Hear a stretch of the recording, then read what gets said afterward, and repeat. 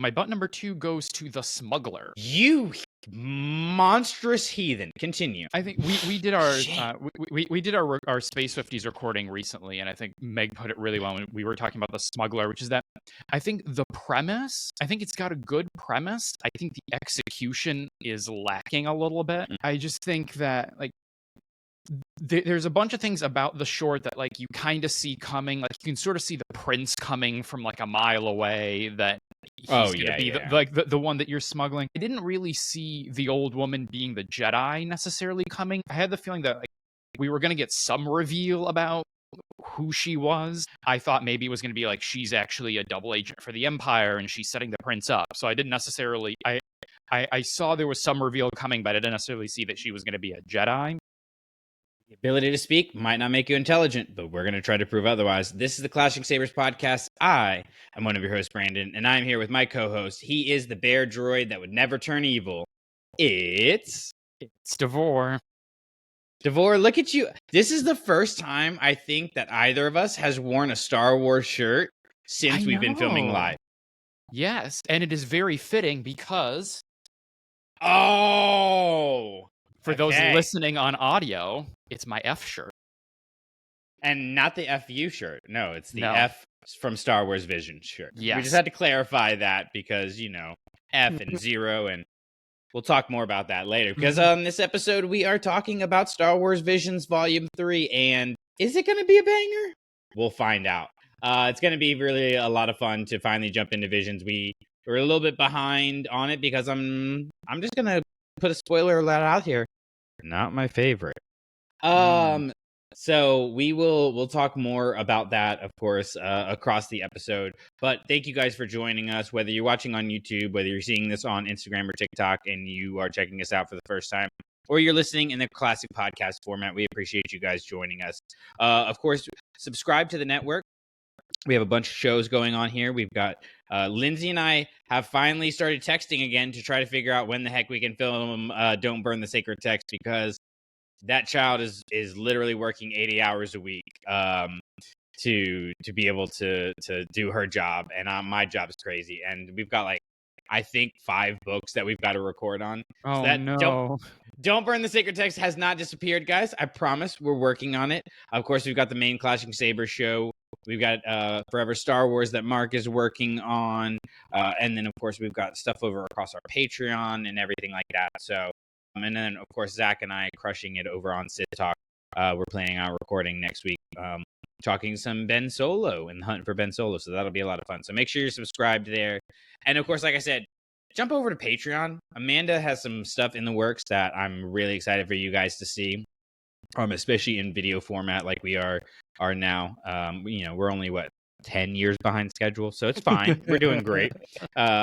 So make sure you subscribe there. Of course, all the links in the show notes. But with the housekeeping out of the way, we don't want to jump into Star Wars Visions yet. So other than Star Wars Visions, Davor, what have you been Star Warsing lately? So recently I was spending a fair amount of time in the sequel period. So I read volume 1 of Path of the Lightsaber, which is a new manga that's coming out that's set in the sequel era. And I also recently finished reading The Last Order. Okay, that is on my Finn shelf. and Jana book that we got. And general impressions, non-spoiler thoughts? It's all right. I gave it a 3. I gave it a 3 on the Goodreads. If I were to give it a Don't Burn the Sacred Text score, which lets you do half, unlike Goodreads, which doesn't let you do half, I'd probably do 3.5. Okay. So we're talking out of 5? Yeah. Okay, so above average. A little above average, slightly. Not too bad. I am happy to report that I'm still reading The Crystal Crown. So I started that a few days ago, so I'm some amount into Crystal Crown. Look, a lot of it, I will say, because it's Tessa Groton, so it's well written. It's not a knock on the writing or anything. And there have been books that I've read that, quite frankly, just weren't up to snuff and were struggles to get through and kind of put me to sleep because I read before, going to bed and everything like that. Yeah. And so this has just been, life has been insane. And there have been nights that I just go fall into bed and fall asleep. and don't even get time to read. So I think I've got like 15, 20 pages left. So I'm gonna finish it this week, one way or another. And then I'm jumping into Master of Evil is going to be my next read before I get to Last Order. So I'm really excited about that one. Look, Crystal Crown is not a terrible book. I will give a little, tease of what will be, 6 months from now when we talk about it on Don't Burn the Sacred Text. It's not going to be the best score ever, but it's probably going to be somewhere in the range of what you're talking about with the Last Order. So I'm at least grateful that they're continuing on and getting back more into these one-shot issues of books. I really, of course it was the re-emerging of Star Wars and everything with the Force Awakens era and getting the launch of the Disney canon of books with A New Dawn and Tarkin and all of those things. So there's a lot of nostalgia around those Dark Disciple type books. Yeah. But there's just something for me, like we've talked a ton about High Republic, but those one-shot books, man, just being able to just like have the story, put it away, pick it up, and not have to worry about where does this fit into the 1935 book saga of the High Republic. Like you can't pick up like Temptation of the Force, right? I just saw that one on my shelf. You can't pick that up and just be like, this is just going to be a light read, and I don't have to think about the other parts of Star Wars. But even I will give credit to Tessa Groton with the Crystal Crown.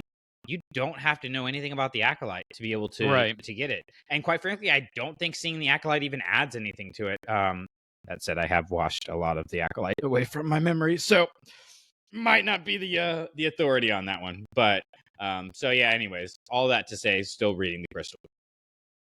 Nice. What else you got going on in Star Wars land? We're coming up, actually, you mentioned you're in the sequel era. Have you rewatched The Force Awakens? Because we're almost to 10 years. No, I will probably do that next month, though. Yeah. I think that should be a little production planning meeting. We should do Force Awakens something next month. Yeah. Definitely. Kind of sad that they didn't announce like a re-release for the 10-year anniversary or anything like that. Yeah, that was a bummer. I was holding on hope because they did it with Revenge of the Sith. They did it for Phantom Menace with the 25, so guess not. Yeah, maybe for the 11th anniversary? I don't know. Just gonna start picking random numbers. It's like The Last Jedi's 13th anniversary, and people are gonna start digesting and dissecting. Like, why 13? I don't know.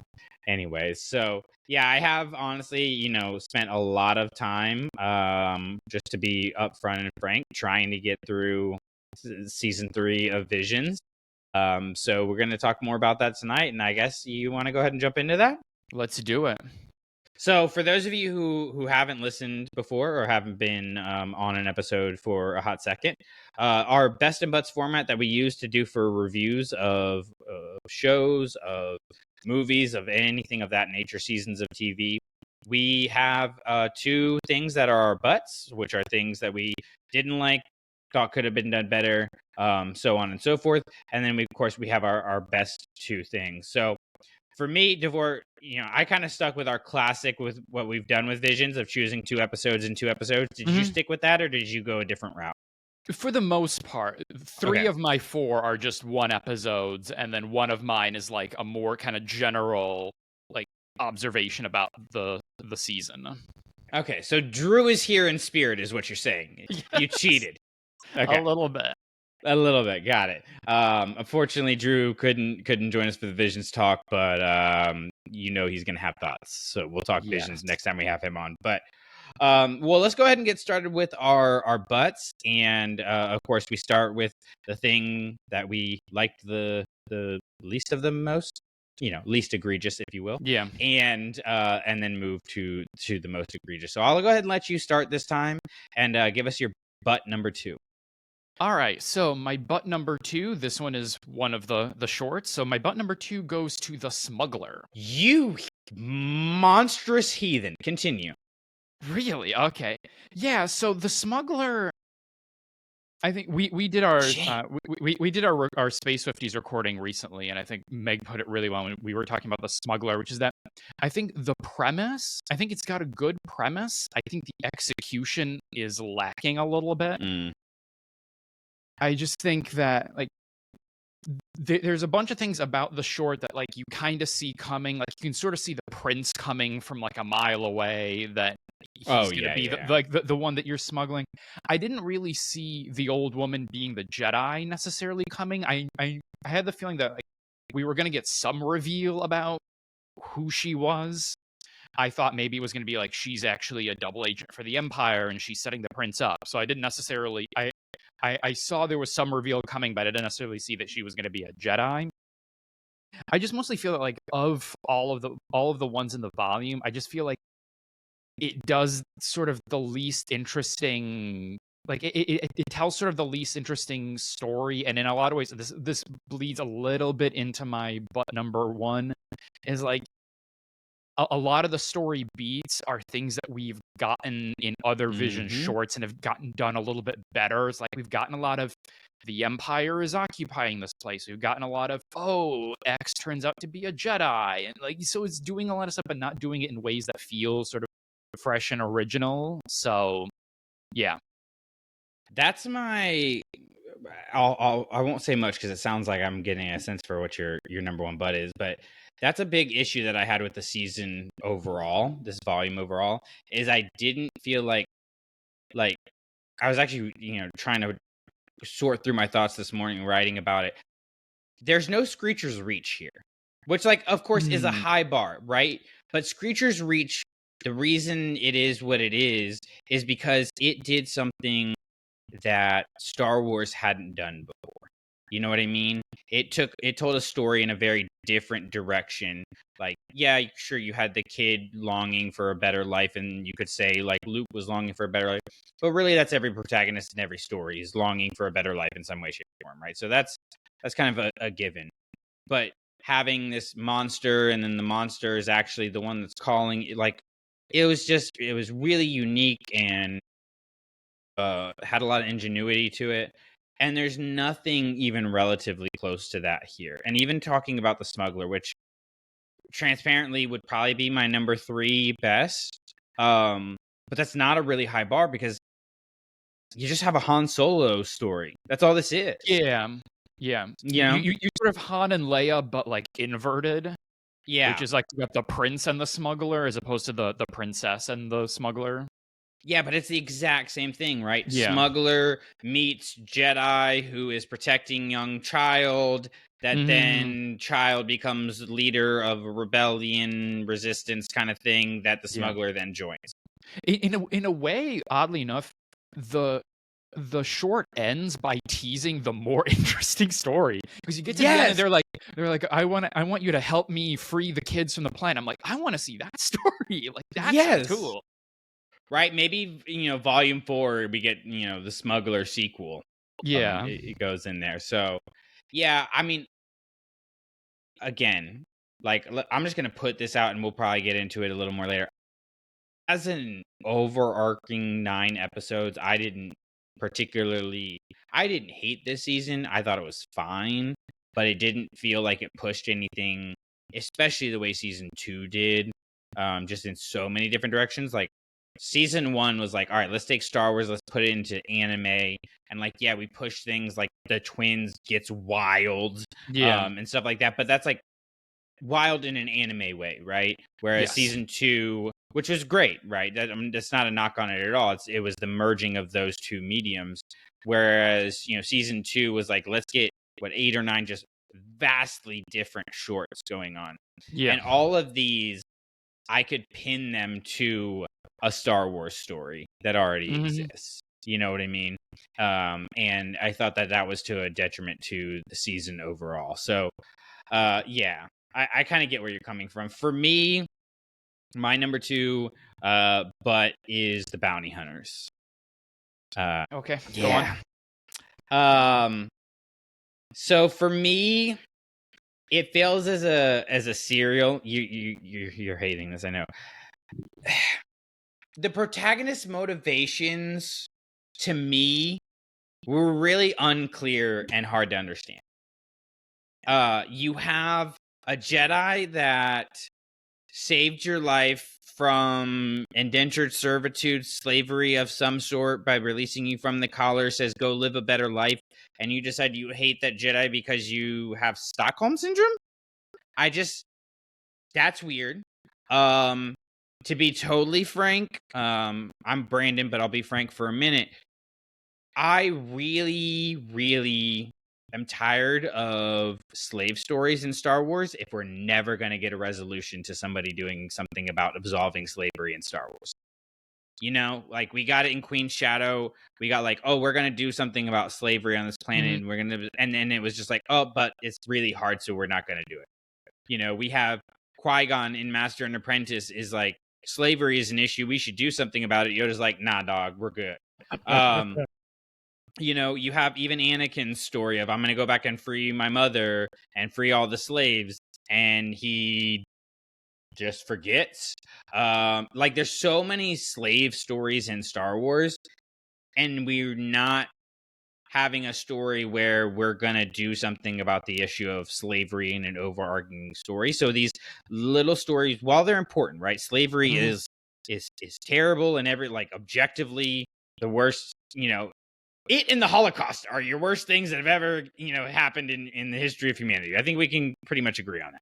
But we're getting these little stories of this person solving slavery for these group of people and stuff, and those are important stories, but we're again repeating the same narrative over and over again instead of going, this is, she's freeing them to, reunite families, but let's free them, and then we're going to keep the dual personality of the droid because that somehow leads to a better resolution of our mission now is we're going to absolve slavery, and we lead into that kind of story in a sequel to the Bounty Hunters. So I felt there was just a lot that like has kind of irked me in Star Wars for a while about how they're handling the issue of slavery and that discussion. That it just kind of hit a sour point for me there. And then I felt it was trying to be over the top in the way that the twins was, but failed to have the compelling characters that the twins had. So those are the two major issues for me, that the Bounty Hunter was just really irksome to watch and go, we're getting another story that they're not actually going to tell a story about how this problem gets solved. And so I'm not saying Disney and Lucasfilm are saying that slavery is okay in any way, shape, or form. I'm saying they're too afraid to tell that big story that needs to be told.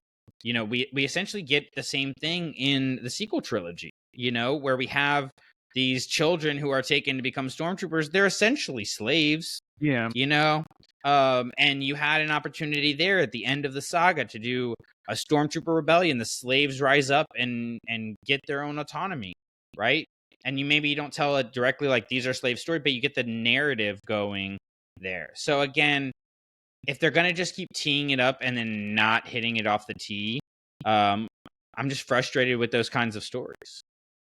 Okay, yeah, I can see that, and I do see, to your point, the sort of the bookends around the Jedi. It does feel like that doesn't do much for the actual main story. It seems like you could have just shaved off the little bit of the beginning, the little bit of the end, and then started the story, and you'd get pretty much more or less the same story. Like that doesn't add much in the way of like explaining, let's say, Seven's motivations or anything like that. Or even like not having the Jedi be the one that frees her, but like the Jedi taking out I think it was the Pasham or something of that nature is the cabal that she works for. Having the Jedi take that out, and they're like, she has this perception that like that was her family or something like that, right? Even though it's a gang that probably was abusing her and using her, for whatever ends. To have that distorted, but to actually like have the collar on, and the Jedi is the one that frees you from that collar, and then you hate said Jedi and you want revenge on all the Jedi because of it. It was unnecessary. Maybe it was, as I'm processing it now, I'm thinking maybe it's also the fact that like that feels like two very different stories, even though they're both, she comes from slave, but like tell either her freedom story or how she frees people story. Don't try to tell both of them in a 18 to 20 minute episode. Yeah. So, yeah. Not a fan of the bounty hunters, although the art style is pretty sick. I will say, I really did like the art look of it. Yeah. I'm assuming you're gonna say more later. I will say more about the bounty hunters later. All right. Let's get out of the butts and tell us your number one, because mine's gonna be quick and easy. Yeah, so my number one but actually sort of parallels a little bit about what you were saying earlier, which is that just I think the general feeling that as a whole, and there are highs in volume 3, and we're going to talk about some of those when we get into our best, that I do think overall it is the weakest of the bunch. Mm-hmm. Now, when I've sort of thought about this, like I've and I don't know that I still really figured it out. Like I've tried to figure out where the line is between like volume 3 could have just, like being sort of weaker on its own, like where that line is between that and like this is our third rodeo here. And so like when we got volume 1 of Visions, like that felt so fresh, and I was like, we've never seen anime, like we've never seen anything like this. And then you get volume 2, which is, it's a second volume, but it still has the added novelty of now we're going to go to all these studios all around the world and pull in all these different styles, not just anime. And then with volume 3 we're coming back. So like there's probably part of my feeling, no doubt, is that element of like, this is our third time in, so it's like it's steadily losing a little bit of that like wow factor. But I don't think it's all that. I think that's maybe like 10 or 20% that.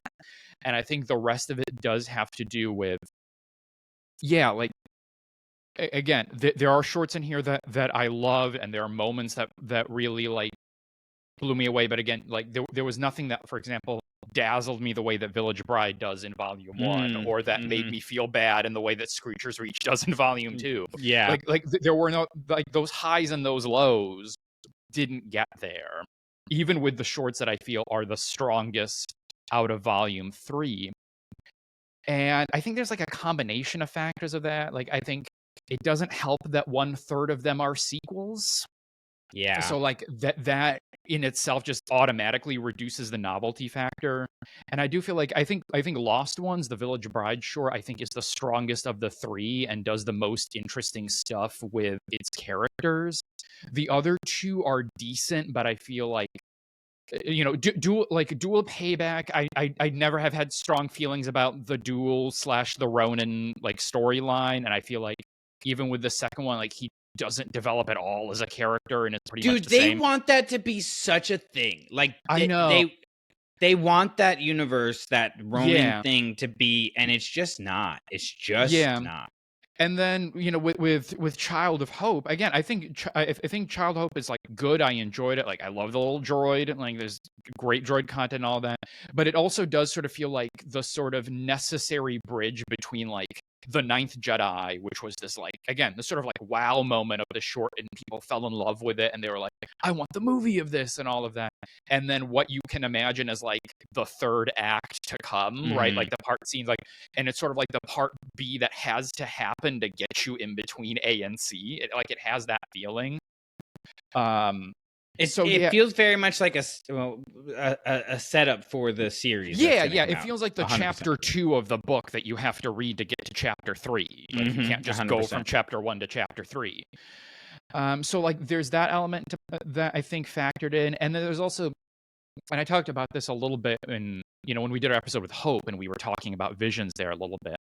I sort of talked about how I wanted Visions to break away from its reliance on particularly the original trilogy and original trilogy styles, like your TIE fighters and X-Wings and things like that. And I feel like in this volume, you started to see the way that has become a kind of limit. Like they're starting to box themselves into certain kind, like we're getting a lot of the Empire is occupying this world. We're getting a lot of X is a Jedi on the run. Because again, the stories that are doing, and not all of them do, a lot of them kind of like break time, and it's not clear when this is happening. It could be happening, anywhere. But the ones that do kind of pull at those kind of classic Star Wars heartstrings, like they're starting to all kind of do variations on a theme. And so I would like to see in future volumes, like whether they go back to the anime studios and do that, or if they do the volume 2 thing of let's pull in all from all around the world. Like, go back and maybe like do a little bit of like prequely inspired stuff. Go forward and do a little bit of sequely inspired stuff. Like, imagine like Black, but it's a First Order stormtrooper, and like what kind of stuff could you do with that? So like that. So I would hope that like moving forward they start to like push a little bit more of their inspiration, because it feels like we're just getting a lot of like Empire Rebellion-y type stories, and I don't know how much longer you're gonna get water out of that well. Yeah. So yeah, that's sort of that's kind of my general butt number one, is like the feeling that, again, while there are moments that I really enjoyed, like there was less sort of originality and boundary pushing compared to the other two bottoms. And you mentioned the sequel stuff, you mentioned prequel stuff. Why not High Republic stuff? Yeah, High Republic. Why not Visions, but after the sequel trilogy? Mm-hmm. Yeah. Like there's so many things, and this is something, Zach talks about this all the time, about they're stuck in this Empire, Rebellion, Resistance, First Order dynamic when there's so many other things to tell. And so they get scared to get out of that box. And I think that I don't know if it was a directive from Lucasfilm of like, this is the playground you have, or if it was these studios, having reverence for what George created or whatever it is. But it's definitely limiting the storytelling quite a bit, I think, when you have this grandiose opportunity. Like I got this little itty bitty zombie trooper, right? Yeah. It got me thinking, why not have, a zombie trooper story? We'll talk about the one that they kind of have in a minute, but like you've got that Night Sisters can raise the dead lore, even more in live action in the Empire Rebellion era. Like, why are we not pulling more of stuff from like things like Ahsoka or Andor or those kinds of things in? It just very much feels like, all right, we've got the Empire, we've got the Rebellion. This is the story you tell. Jedi on the run. Surprising, it's a Jedi. You kind of touched on all of those things. It feels very, very boxed in this season to where, except for, I'm trying to think, maybe the dual payback would be one that you could say that you couldn't match another Star Wars story to it necessarily, because you got Sith versus Sith kind of thing. Yeah. Every other episode, it's a Star Wars story that already exists, and that's a big problem for me, especially as somebody who I enjoy Visions, but I'm not like, it's the first day I've got to sit down and watch all of Visions day one before, whereas with Andor, I'm watching all 3 episodes day one they come out. With Ahsoka, I'm watching. And so that to me feels not necessarily like a failure, but not an optimization of what it could be. Mm-hmm. So, yeah. You did mention, though, a particular episode that we're going to have to talk about now. And I have very little to say about it. I'll be honest with you. It's my number one button. It's Black. I've been doing the show too long. I knew you were going to. I watched it like, Brandon's going to hate Black. I literally knew it. Let me read you my 3 notes. I didn't like anything about this episode. I don't really have anything to add, save for this was terrible on every level. I want Star Wars to be experimental, but this felt completely confusing and unnecessary. That's all I got. I watched this and I was like, Brandon is going to hate this, and this will probably be his number one. But yeah. Welcome to the show, buddy. This is what we do. I knew it, because I'm like Black does the thing that like it does all the things that like I like really enjoy about what Visions does, and like it does all the things that frustrate you about Visions. And so I knew exactly. I was like, this is gonna be the one he hates. Yeah. I had to stop myself from getting on my phone watching this one the first time. This is also just a side note, and I've got to go back and look at what the last episodes in each season were.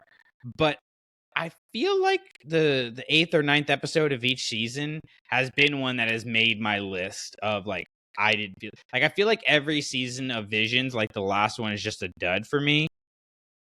I don't know. I've got to go back and look at that. But this one just really like I didn't like the art style of it.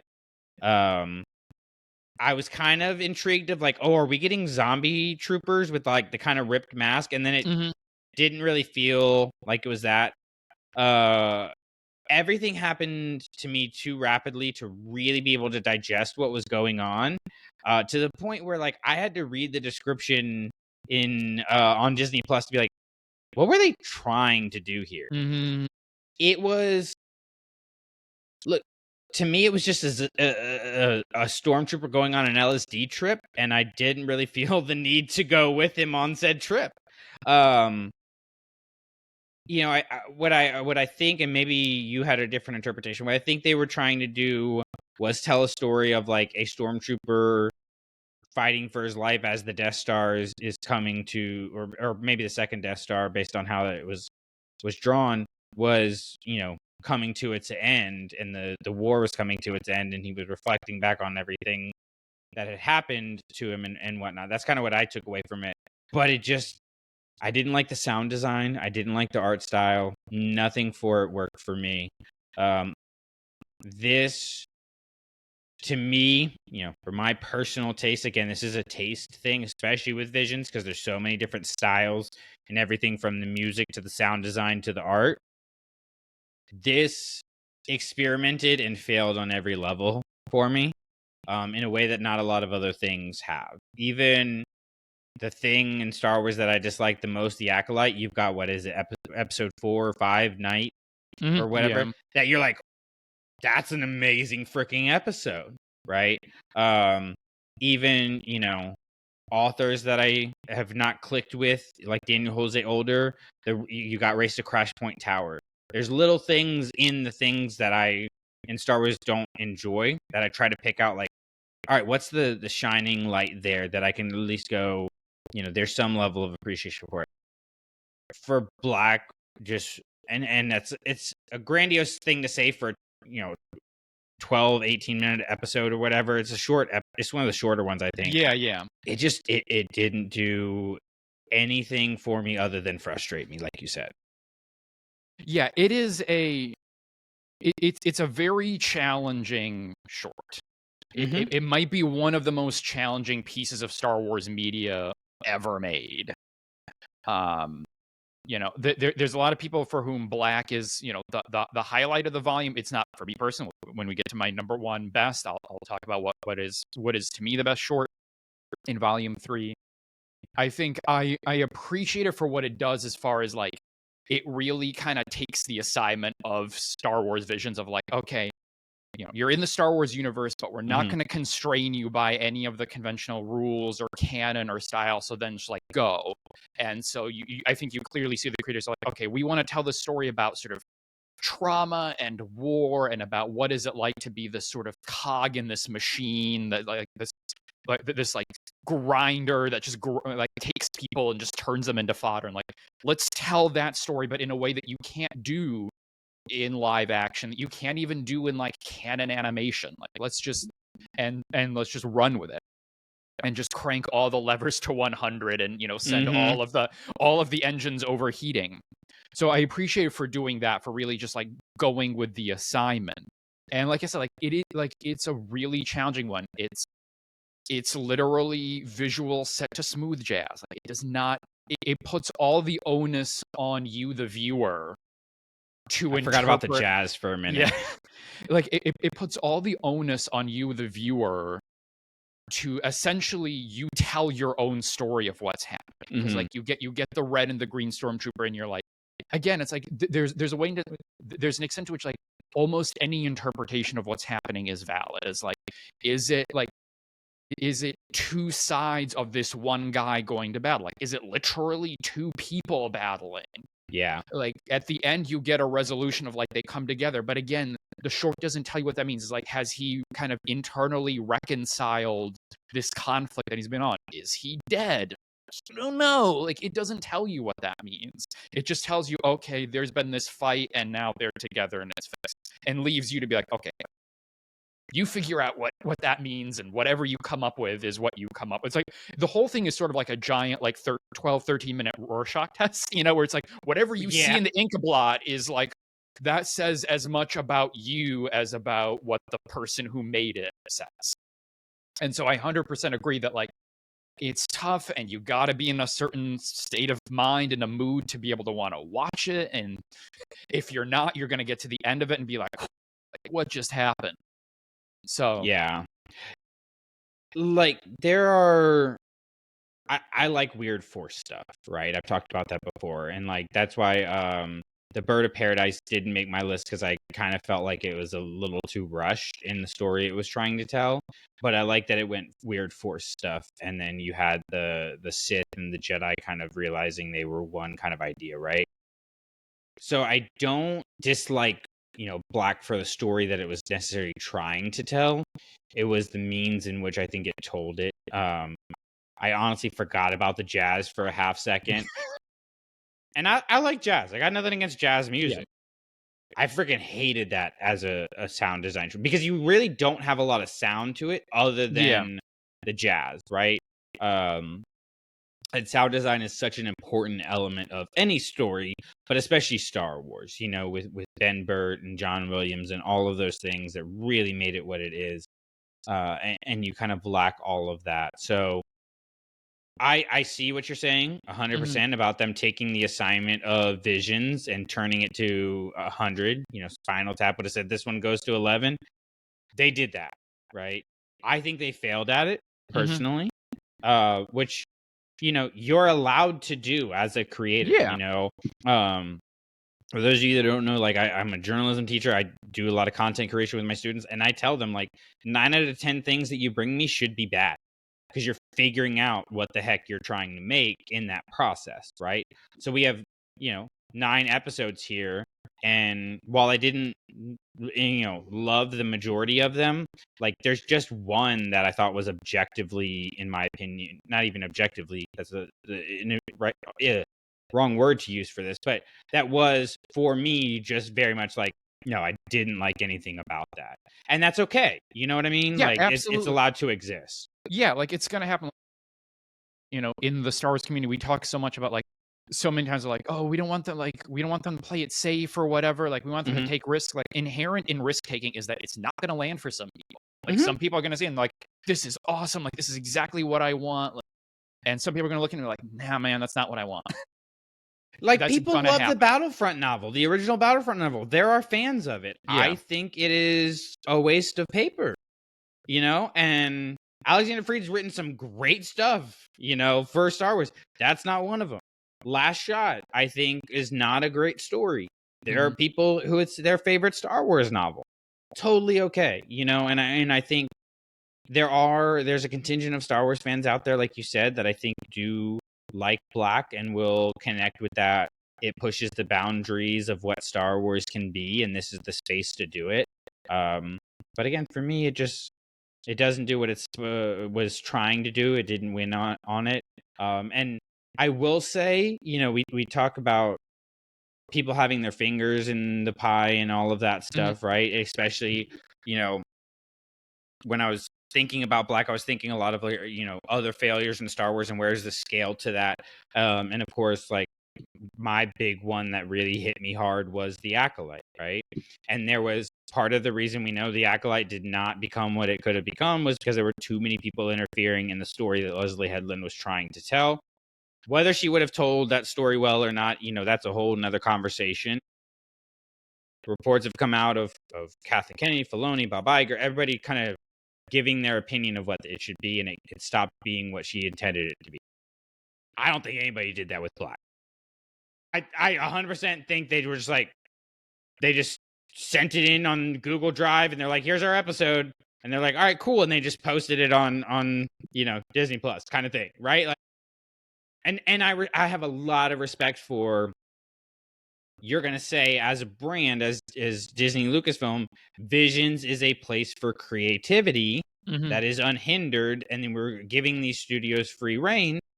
and then you give them free reign. I have a lot of respect for that aspect of it, and I wish we would do more of that.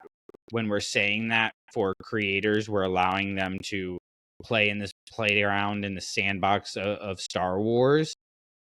Stop interfering and stuff and let creators actually do that. Yeah. And, be okay with a episode of Black here and there. Mm-hmm. So, all that aside, let's get into the best. I have a feeling you're not going to be surprised by my best. It was kind of obvious for me, but also because, like I said, this was a lackluster season for me, kind of hard to pick. This is the one time, most of the time, my butts are the hard ones to pick out, and my best, I'm like, oh, I got that unlocked. This was the other way around. It's like, Okay. which ones makes, it was so. All that said, my list is second. You go first. What's your best number 2? All right, best number 2. Let's go back to talking about the bounty hunters because this was Son of a- Davor Core. Let me Yeah, it tell really you, was. this was. I loved this because this is like Black is sort of like one end of the spectrum, like what I want from Visions in terms of like the creativity and like out of the box and like do something differently visually, aesthetically. The Bounty Hunters is on the other end of like, let's go crazy and like. So I had a lot of fun with this one. This is probably like again like in the top in terms of like the ones I had most fun with out of this volume. Like I love the Jekyll and Hyde droid. Like he's great. Like when the giant golden droidica falls out of the ceiling, I was losing my mind. When he pilots it and it turns into a mech, I further lost my mind because like that's I've been waiting for 3 volumes of Visions. Like, when are you guys gonna do like Gundam in Star Wars? And then they finally did it, and they did it, and it was just like. It just goes like you get to that point, and he's like firing, and then the droid comes in with the ship, and like he's shooting the guy from the ship. I'm like, yes, like this is what I want. Like this is the kind of off the wall stuff that I want in Visions. And so I had a lot of fun with that, and it was like of all these, it was probably the one that I got to the end of, and I was most like, I want the next chapter. Like I want to see where these two go. It's even because I was able to do a rewatch of the volume. So I did like the original watch, I did like dubbed, so like in English, and then the second watch I did in the subtitles of the original Japanese, and like it's even like there's such a value add to watching it in the original Japanese. Like it's so much like it just like it leans so hard into like the sort of like crazy anime, like what we sort of like think of as like almost like stereotypically anime. So I had a lot of fun with that one. Yeah, it hit a lot of the things I love in Star Wars. Yeah, I kind of like can see you with the gold mech droid. You know the Vince McMahon meme where he's like, and then like the red eyes comes out. That's 100% what happened with that droid. That was me the first time watching the Bounty Hunters. Yeah, I could see that. Okay, side note on the Bounty Hunters. Do we know who the voice actor is that does the English version of the droid? Because it sounds very familiar. Yes, it was. Hold on, let me find it because it is like a well-known person. Hold on. Okay, while you're looking that up, I do. Even though it was on my butts list, I do have a lot of positives to say about the Bounty Hunters. It made my butts list because specifically of the continued failure, like I mentioned, of the slave stories in Star Wars that continue to frustrate me. But the wildness of a big golden droidica was cool. The Jekyll and Hyde droid was cool. The art design, super cool. And I would not be mad if we got as volume 4 or volume 5, whatever, of Visions, and they're like, we're doing a sequel to the Bounty Hunters. I'd watch it. And I would not be upset that was one that they chose to do a sequel to. Right. Yeah. So the English voice actor for the droid is Ronnie Chang. Okay, the comedian. Yes. Yeah, does Daily Show and stuff. Yeah. Okay. Yeah, that makes a lot of sense. Did a great job. And even the design, of the 2 versions of the droid. Yes. Yeah. I thought was great because they were like aesthetically close enough that it felt like this could be the same droid, but so wildly, outlandishly different that it was Exactly. like, these are two different droids. So that worked really, really well. It was a little obvious when you had the bad guy and he comes in and he's a benefactor and everything like that. Like, it was Mhm. like, all right, cool. This guy's definitely not who he says he is. Oh, Um, 100%, yeah. so that was kind of a trope that they used to kind of lean or make their storytelling a little bit easier. Yeah. But I don't think it necessarily detracted from the episode overall. So this is one, especially through our discussion here, that I feel like if I watched Volume 3 again, maybe doesn't make my butts list as strongly as it did. But Mhm. like I said, I think it's really, for me, it's not so much the story that was told or anything that it did poorly in what it was trying to do. I think it did exactly what it was trying to do, and I think it did it really well. It's Mhm. just a personal frustration with Yeah, that yeah, yeah. particular type Right, of story, right? So right. no knock on the creators at all, or really the art. Like, I think the art design in this episode, as I think about it, might be my favorite in this season. Yeah, it visually looks really great. Yeah. Lots of color and pop in Star Yes. Wars animation is always a good thing. All right, for me, my number 2 is gonna surprise you. Do you want to take a guess on what you think this one might be? Whew. I thought I knew what your number 1 best is gonna be, but it doesn't sound like it's gonna be. I'm trying to think. There's 2 that I'm going back and forth on. Um, I'm gonna go with Yuko's Treasure. That is a good one. That is a good Okay. one. Probably 3 or 4. Alright. It was the Ninth Jedi, Child of Hope, Oh, okay. which is, if you guys have listened for a minute, I've said, like, Ninth Jedi wouldn't have necessarily been the story that I chose to do a whole Mhm, mhm. season on, right? Didn't hate it, didn't love it, just kind of felt like, yeah, it was a very good ride and everything like that, but I didn't feel really super connected with the characters because there were, in the original, there were so many, and the sides were a little confusing of who's good, who's bad, and it was not fleshed out very well. This, I think, did that.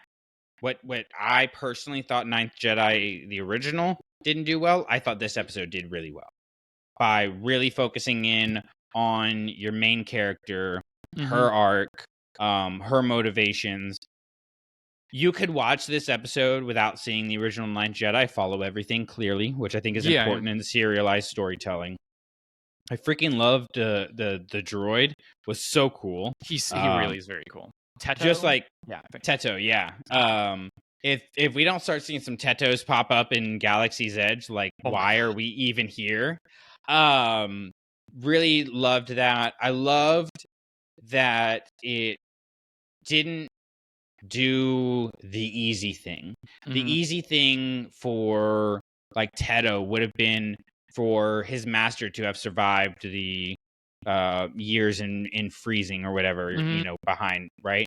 And what's the main protagonist's name? I'm blanking on her name right Kara? now. Kara, thank you. And Kara to be the one that reunites him with his master and Yeah, everything. yeah, yeah, yeah, yeah. It would have been easy for Teto to then, his master's dead, so he commits himself to Kara and stuff. But Yeah. the sacrifice of the droid, but in a different way than we've seen with, like, a K2SO or whatever, where he's gonna have to continue living this life of solitude that but he finds hope in the Jedi. I just really liked that overall story. It definitely 100% feels like, all right, cool. They're setting up the Ninth Jedi season, Yeah, which yeah. is a problem in and of itself, because, like, you're gonna have the start of this story in Visions Volume 1, and then the continuation in Volume 3, and then the rest you're gonna pick up with Episode 4 in the ninth. I don't know how they're gonna do that, but that's another conversation for another day. Just overall, I really enjoyed this story in a way that I felt it was the tightest narrative of this season overall. I really connected with Kara in a way that I didn't in the original Ninth Jedi. And honestly, Teto just carried this one for me. He really does, yeah. You're a huge droid guy, right? That's I your am a brand. huge That's dork. Davor, Yes. right? I enjoy the droids. Got nothing against them. Love a good chopper, murdering other Mhm. droids and throwing them out of the airlock and stuff. Um, Give me, good R2D2 every day. They're not what I come to Star Wars for, Mhm. right? If I was going to revisit something in this season and I picked the Ninth Jedi Child of Hope, it wouldn't be for Cara, it'd be for Teto. And I think that that's a testament, I don't watch Rogue One for K2SO. I don't watch, A New Hope for C3PO and R2D2. I would watch Child of Hope for Teto. And I think that that's a testament Mhm. to just how well the character is developed. It's so easy with droids to go the comedy route or go Yeah. the, quirky route or whatever. But to go the emotional route, Yeah. not the easy path. And so I had a lot of respect for them doing that, especially when they knew this series is upcoming. And I would love in this series if we don't see Teto. Yeah. Leave Teto alone here in this episode. She had an interaction. She's motivated by him. She remembers him, all of those things. But please don't go back and save Teto. Like, that's, I think, important to his story, is that he doesn't do it because he believes she's going to come back and save him. He does it because he has hope in the meaning of the Jedi.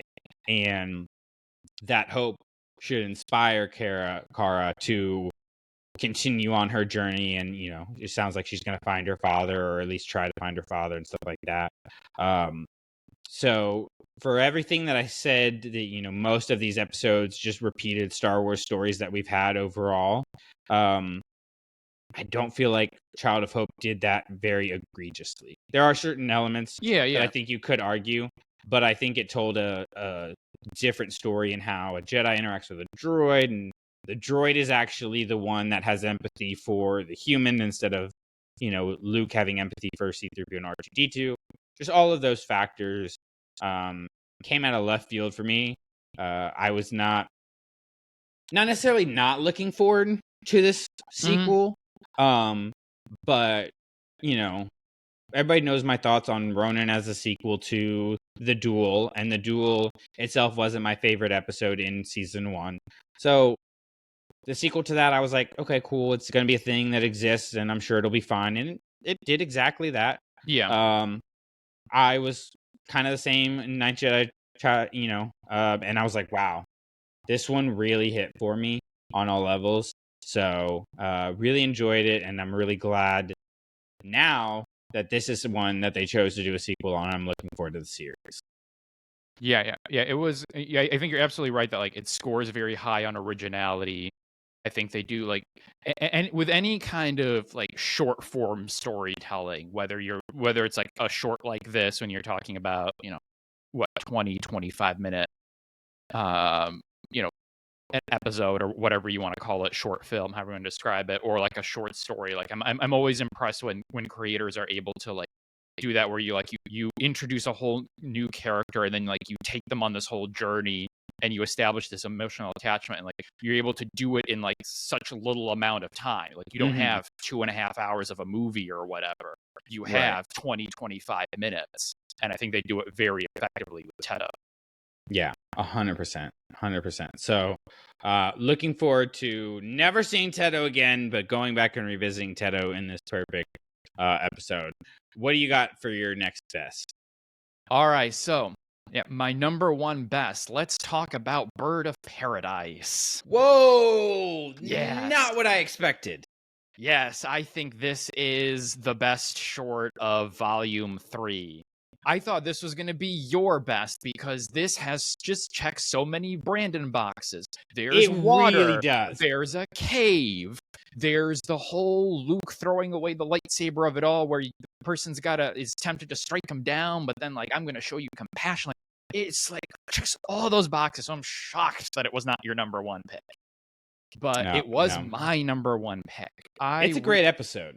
Yeah, I really enjoyed this one, particularly on rewatch. I mean, I enjoyed it the first time, but then also getting to revisit it. I love the art style. Like, I love the sort of 3D Mhm. art style that it does, and I just love the journey that it takes Nakimeon. I love the way that like it is depicting this internal struggle in terms of like externalizing it in the sense of like she's having this sort of like, I don't know, vision cloud thing that happens, and then you get to see the inside struggle that first manifests as the Sith lady that she was fighting originally, but then becomes a dark side version of her. And so like I love the sort of journey of her, being like down in the depths and thinking that like, oh, I'm blinded now, like it's all over again. Like it's sort of there's the mirror of Luke in The Last Jedi, Kanan circa the beginning of season 3 of Rebels, and then kind of coming back up from that. And yeah, like I said, sort of like the sort of symbolic throwing away of the lightsaber at the end of the like I have this chance to act out of my fear and strike you down, but instead I'm going to show you it's twin son. She even has, I'm pretty like I clocked this on the second watch, and I'm 99% sure that this is true, and I have to like go back. I think when she has that final battle with the dark side version of herself, I'm pretty sure she does the Obi-Wan sequence from Twin Sons in terms of she does she holds the lightsaber out and then to the side and then over. I think she does the same moves. Well, she does the slash in the way it kills Maul, right? Yes. Okay. Yeah. I think she does it the same. I would have to go back to be 100% sure, but I was watching the second. I'm like, I think she's doing all the 3 moves that he does. But in any case, like I love like that sort of, again, like kind of like Twin Sons of it all, of like I'm gonna show you compassion here at the end, and then she comes out of it and is now like come out of this bad place that she thought she was going to essentially be in for forever. Again, like, is it repeating a lot of sort of classic Star Wars stories? Like, yes, it is, but I think it does. I like those. It hits a lot of those stories that, again, yes, it's variations on the theme, but I love every variation on the theme that we get on it. And so, yes. Well, and even one that you didn't mention is Yoda in season 6 of Clone Wars. Yes, fighting his shadow self. Yes. Yeah. I didn't clock everything that you got in my first watch of it, and to be transparent, like I've only watched volume 3 one time, right? So this is one that I was like, I'm not gonna put it on my list because I'm not 100% sure how I feel on it, because I do have one major frustration of the days. Okay, and it from my first watch, it didn't feel like, okay, this is 4 or 5 days that she's going through. It was like moments. So if it had been like part 1, part 2, like, so there was the narrative structure of it that stuck in my craw that kind of, it was 100% in consideration to be in my best list. But I couldn't quite figure out my feel around that on first watch. I felt like it kind of took me out of the episode. I also felt like this one needed to be 30 to 40 minutes of a story. It felt very constrained by the 12 to 20 minute kind of timeline that they stick in. So I don't disagree with anything you said. It totally has a ton of Brandon stuff there. Personally, it didn't make my list purely because I didn't feel like it reached its full potential because of some of those constraints that I talked about, of how it decided to format it and how it decided to hit on so many of the tropes and stuff like that we've already seen before. I could not stop seeing Yoda in season 6 of Clone Wars and Kanan. I didn't put together the Twin Sons thing.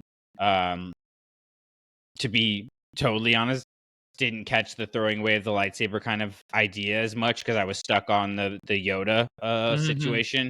So this is one I need to go back and revisit. And if we were to do, volume 2 of season 3 of volume Visions of, maybe this makes the list. But to round it out, what do you think my number one? Because you had ideas. You were clearly watching this, trying to figure it out. Yeah, you're gonna throw me a curveball here. I'm trying to think of the ones, because there's a few we haven't talked about at all. Yeah. Um, There's one with a lot of Brandon to it that hasn't come up yet. is it the Song of Four Wings? It is not. The Lost Ones? It's the Lost Ones. That's your number one. That's my number one. Man, here I am wearing the F shirt, and you're the one who has it in your top two.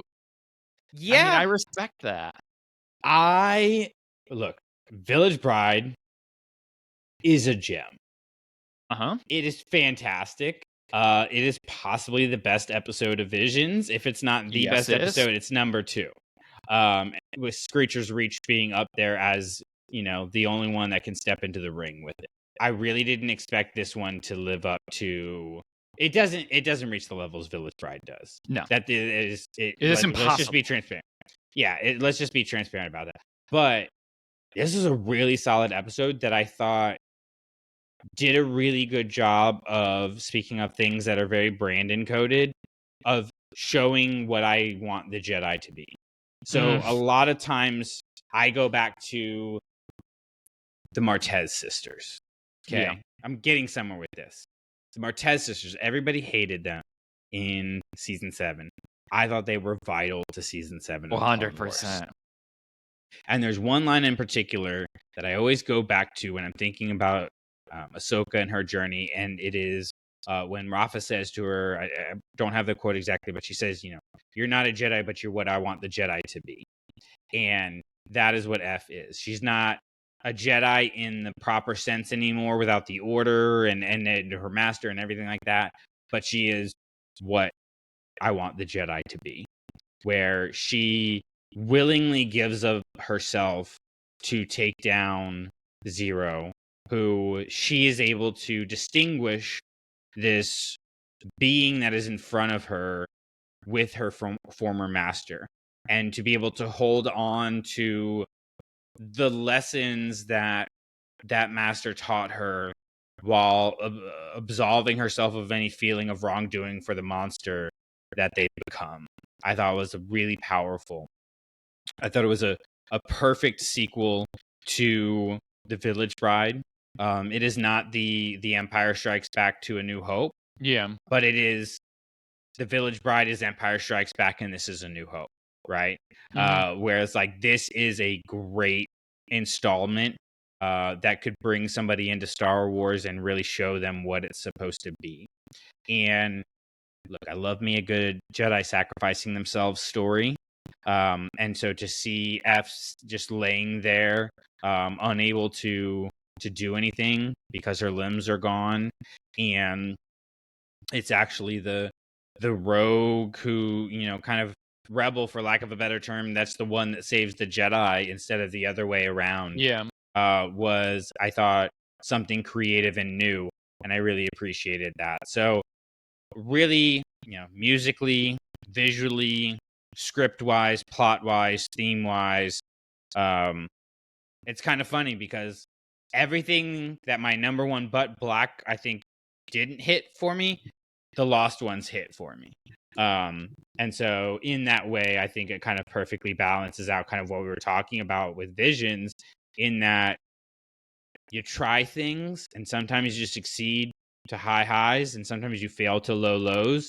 And I think for me personally, part of the reason the Lost Ones works so well is because it hits those high highs really well. And it has some very classic Star Wars to it, while also taking Star Wars and allowing it to be its own thing, and allowing the Village Bride universe to be its own thing. It didn't try to build something off of something that didn't have a lot going for it, like I think the Duel Payback tries to do. The Duel didn't have a ton of storyline behind it. It was cool fighting, right? Village Bride had a ton of storyline behind it, and it would have been really easy to pick up with all of those characters, but to just take F and put her in a new situation and then lead her to telling this new story and to inspire this new group of people, I thought was a risk that really paid off for her. Yeah, I really enjoyed the short, as I sort of allude to, I mean, I've talked about this in other contexts. Like, I love The Village Bride. It is just like 10 out of 10, like perfect Star Wars for me.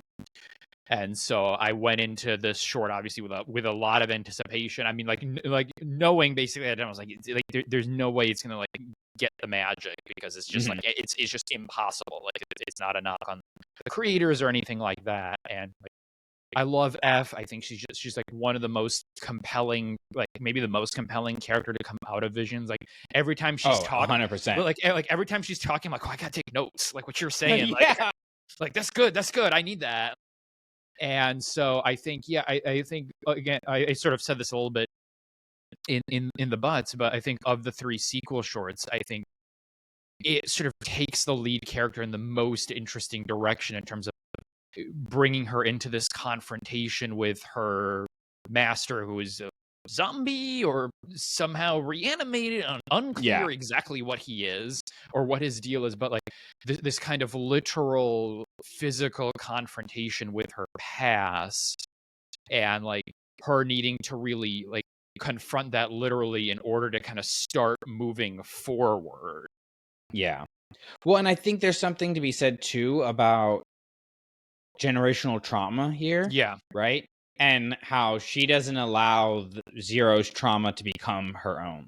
You Yes. know, she says, you taught me valuable lessons. And I think that's something I personally have had to deal with my parents, and I think a lot of people have to deal with their parents, of like, you taught me a lot of great things, but your baggage is not my baggage and it's not mine to carry. And I'm going to be better than you, not in a matter of spite or anything like that, but I'm going to be better than you in a matter of like honoring the things that you taught me that made me a good person. Yeah.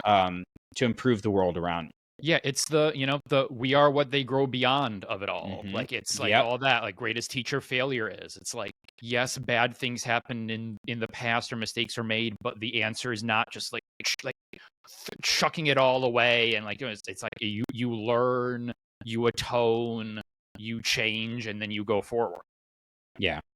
It's great. I love it. I still think they should have made The Village Bride a series instead of The Ninth Jedi, despite Ninth Jedi Child of Hope making my list. Shout out Tedo once again. But man, Village Bride stuff just continues to slap. It does. And kind of closing question. Yes. Do you think this season would have been better, worse, or equal if all of these had been sequels to Volume 1? Ooh, interesting.